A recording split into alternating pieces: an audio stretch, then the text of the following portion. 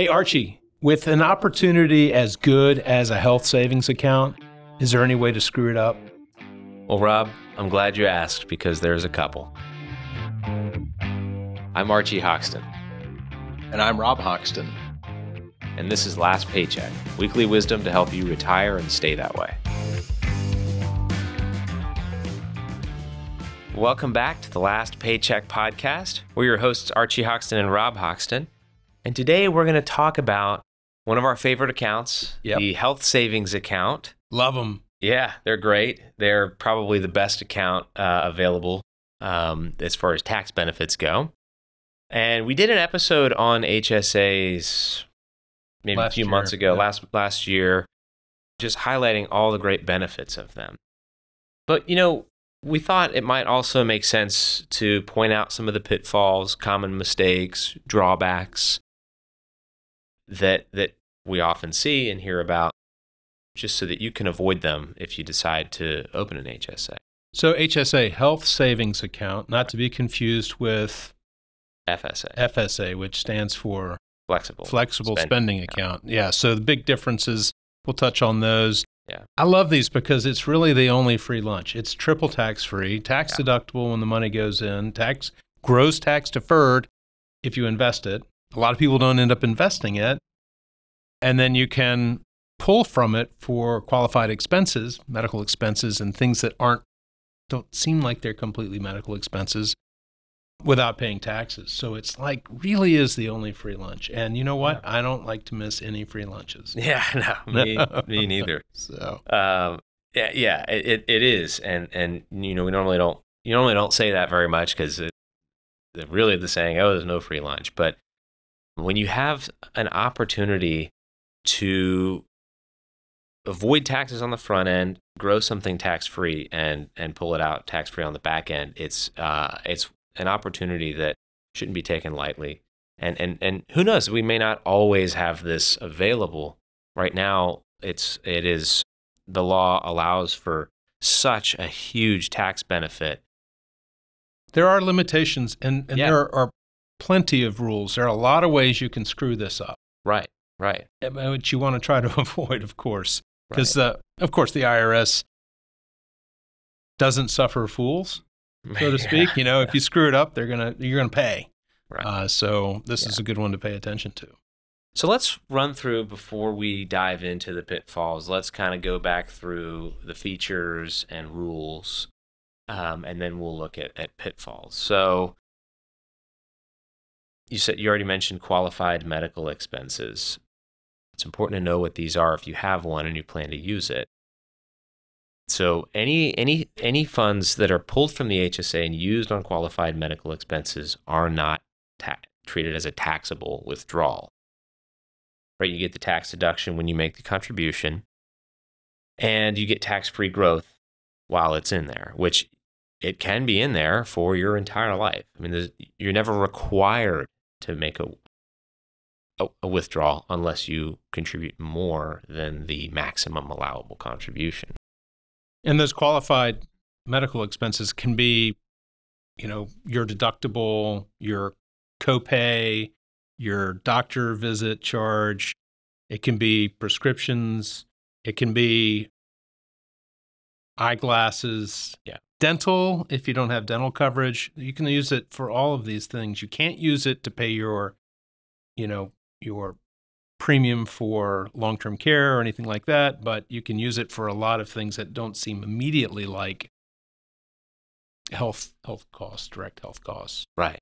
And so again, that's why it's important to know what expenses are qualified and what are not, because when you have such a great tax benefit like this, there's going to be serious consequences to not following the rules. So there are limitations, though, and can anyone have one? Can you just say, like with an IRA, I want to open an IRA, my income limits are within range? Can just anybody open a health savings account? No. So you have to have a qualifying health insurance plan, and by qualifying, the primary qualifier is if it has a high deductible. And so and there's a definition of high deductible. It's not just sort of like it seems high. For a single person with single coverage, I believe it's $1,500 is the minimum deductible.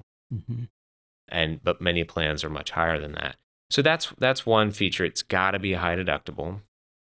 Another limitation is that you can't just put as much money as you want into it. Wouldn't that be great? It's limited in 2024 to $4,150 per year for someone with single coverage. For someone with single coverage, so a single person or someone self-only. Self-only. Yeah. You could be a married person, but your spouse is getting insurance somewhere else. Right. Okay. Yeah, and that would not qualify you for the family coverage limit, which is double that at $8,300. And that goes up every year. It has at least. Yeah, it's indexed like many of the other, features of the tax code. And then you can get a $1,000 catch-up contribution if you're 55 or older. And that is much like with IRA contributions, they want to give you an opportunity to get a little caught up if you feel like you're behind on it. Now, you can use that money, and it often is used, that money is used for medical expenses while you're working.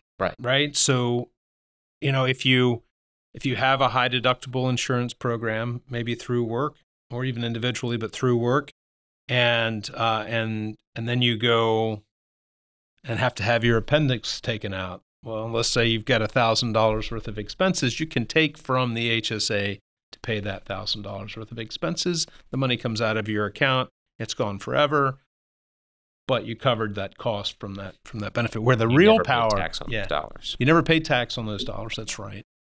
But that's not where the real power lies in this, is it, Archie?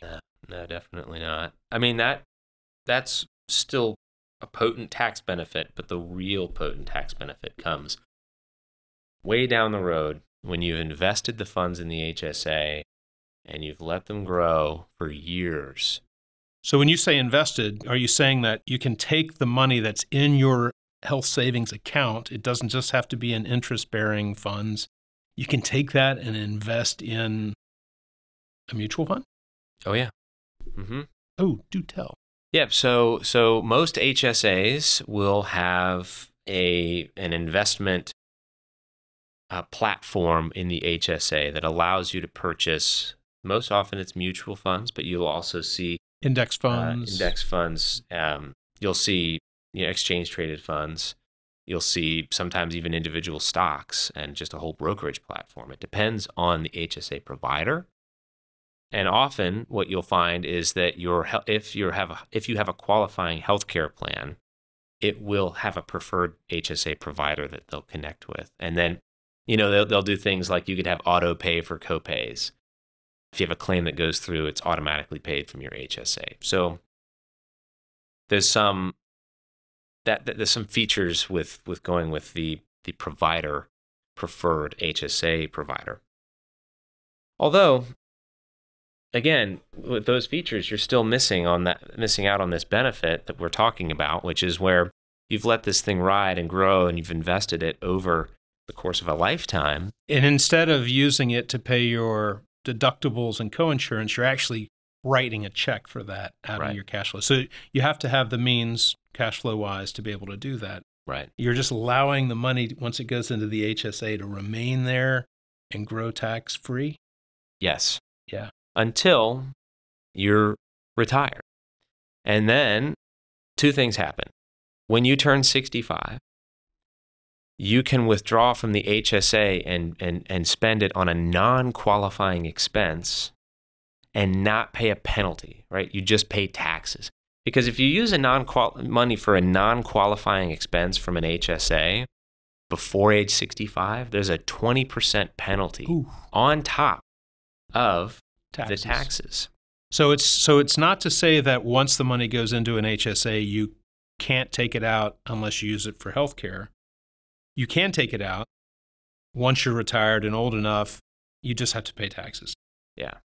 Almost like a traditional IRA is what it becomes like. We all know that our healthcare costs are going to go up, right? And there are some things that you can spend this money on that wouldn't be covered by Medicare.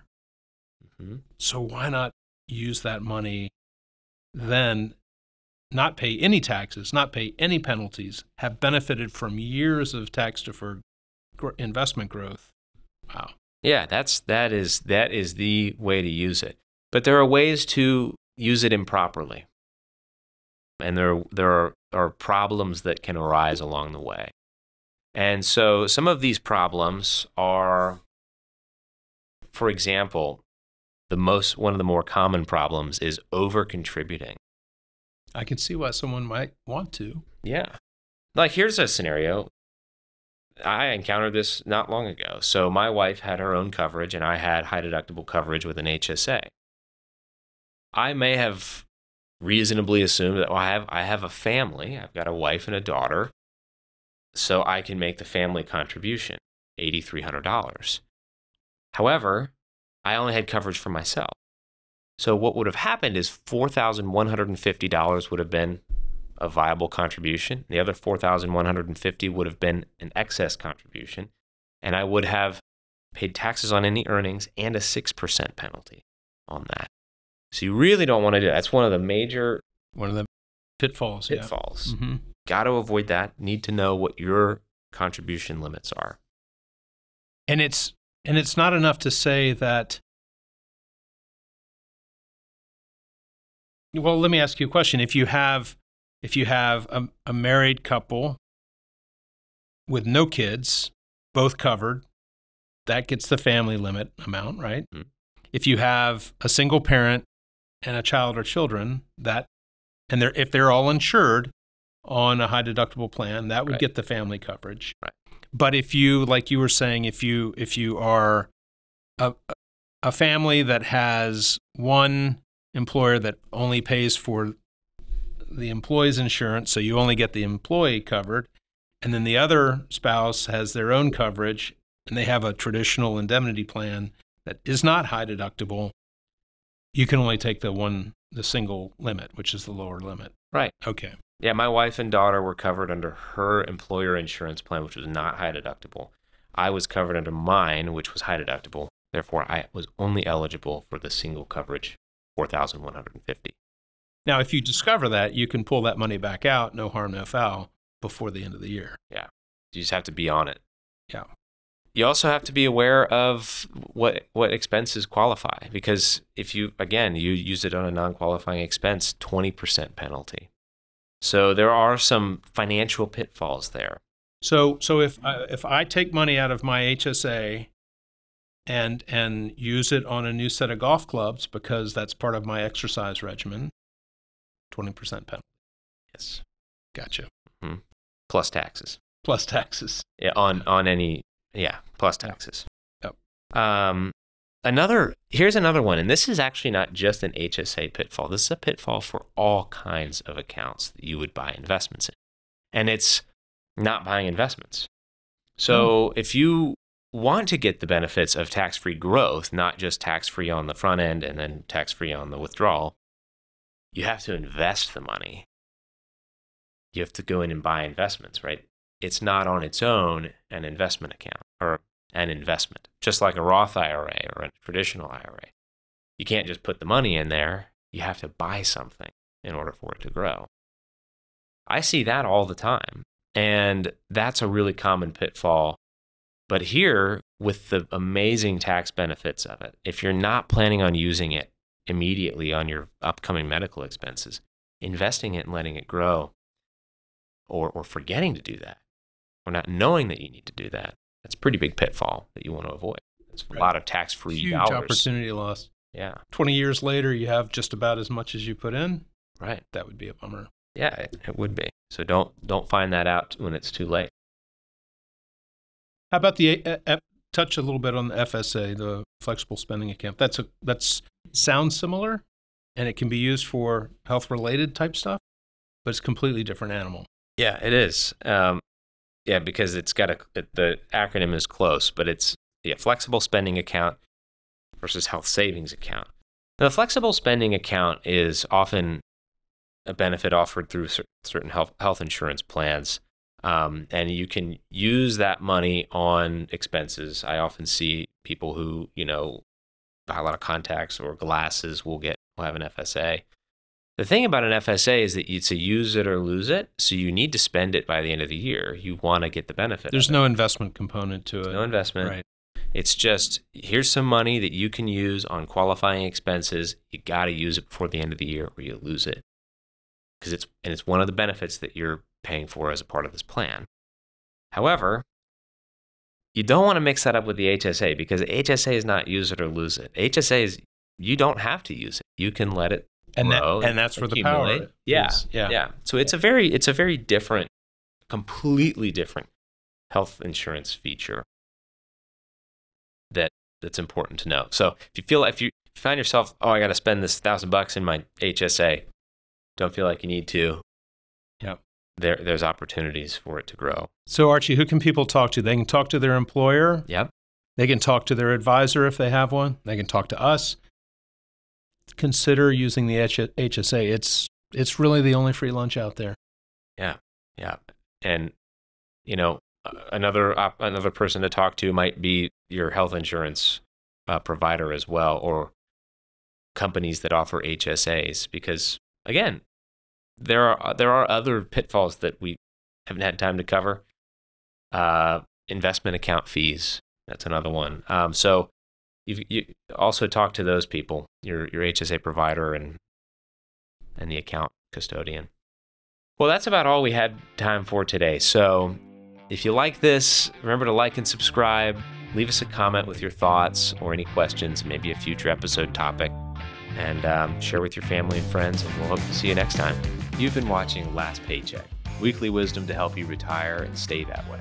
If you like this show, be sure to hit like and subscribe.